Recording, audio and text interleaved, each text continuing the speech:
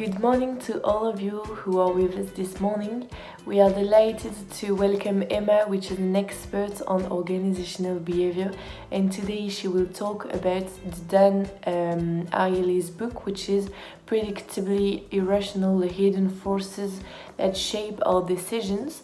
And we are also joined by Fatou, a manager at Walmart, and she will tell us what she learned from this book and if this book has impacted her action in her job. So hello Emma, the first questions are for you. What are the central arguments or ideas in this book? Thank you very much for having me. So the book Predictably, Irrational is about the fact that there is a huge part of irrationality in our decision-making process.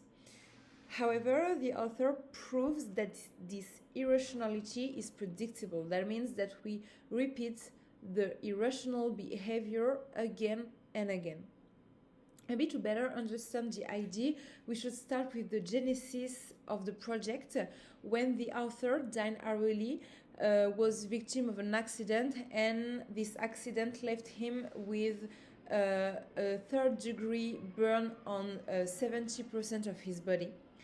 And he starts observing the world from an outside perspective as he couldn't do the same activities as his family and friends. And his first observations start with the way he experienced pain. The nurses came up with a theory that to minimize the pain, we should go sharp and fast.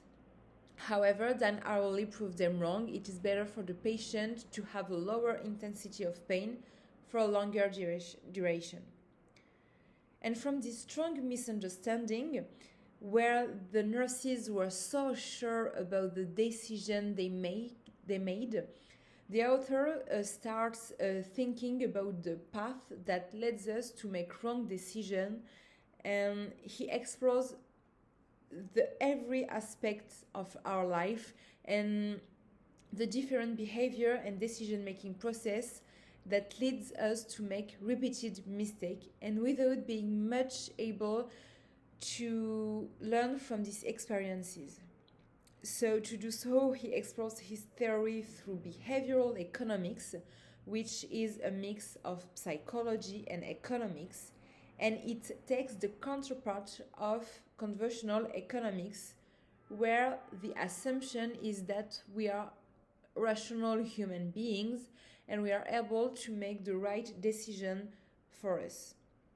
However, we aren't rational, we are irrational, and the good news in that is that we have a predictable irrationality. So to explain this theory, the book covers a huge range of examples from emotions to relativity to social norms, and at the end of each chapter, the author invites the readers to learn from the systematic mistakes and to think of how they can avoid some of them. Okay, I see. And how does it apply to practice? How can managers or organizations incorporate these ideas? Yes, so I strongly believe that this book represents a very revolutionary guide for managers and organizations. It helps them to understand through behavioral economics what both their customers and employees do then when they buy, sell, or make other real life decisions. Maybe we can here develop two different examples of how managers and organizations can incorporate the ideas. One example will focus on customers, when the other will tackle the employees. So when it comes to consumers, ARIELY gives the example of the zero price effect. Marketers exploit the effect to convince us to buy something we don't really need or want just because it is free. The free word gives us such an emotional charge that we perceive what is being offered as immensely more valuable than it really is. None of this is rational. This goes against the principle of conventional economics that believes us as rational human beings, because we may take something we don't even need or don't even want. However, it is completely predictable in that way. Managers and organizations can use it. For instance, Amazon increased its sales after offering free shipping upon a certain amount. So people were willing to pay more to have the free shipping. So to that extent, managers and organizations can use the free effect on their customers, and they are aware of the fact that the zero price gives them an irrational but at the same time predictable behavior. So now let's move on the other example, which will tackle the employees. So when it comes to employees, ARIELY compares the power of social norms, which includes friendly request with instant payback not being required, and market norms, which includes wages, prices, rents, cost benefits, and here money is involved. So he proved that in work environment, social norms have a greater impact on employees, on people in general, than market norms. An employee tends to work more, better, and with more passion under the condition of social norms. Social norms are forces which last for a long run, and to that extent, companies have a greater interest to focus on purpose, mission, pride, rather than on salaries, competition, money. So this is another example that may be irrational in the eyes of conventional economics, but however, here this maybe irrational behavior that an employee has is predictable because they will always work better under a social pressure or social gratification rather on money gratifications. So here are two examples that can help managers and organizations to better understand how their employees and customers work, how their mind work, and it is actually easy steps, easy thing to put in place when we are aware of these mechanisms. Okay, and my next question is about the limitations of the book. Is this book only relevant in a certain context, industries, in certain time period?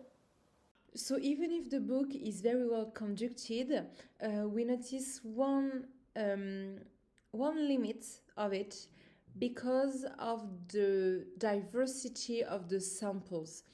The author doesn't always describe the sample. Is it diverse? Is it equally repeated between women and men? The ages, the experiences are often made on students during classes, but they represent only a specific range of the population. One example that really struck us was on the chapter on the influence of arousal.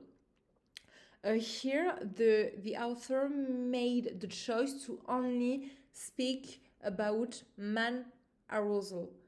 But what about the experience on sexual women arousings? The author states that the sexual arousing for women is different and more complicated, but does not elaborate more on why it is more complicated. And he underlines only that the experience is better to do with men, but does not explain why. So the main critiques that we would raise on this book is the samples. Where are they come from? Who are they?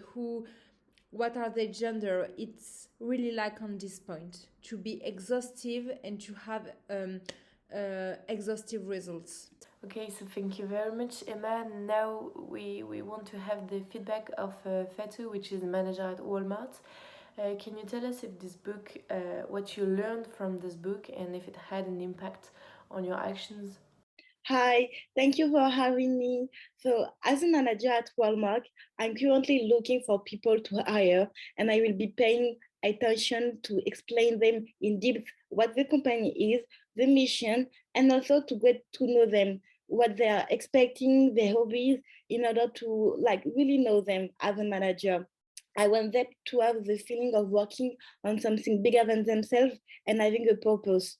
So through this book, I realized that life with fewer market norms and more social norms would be more satisfying, creative, fulfilling, and fun.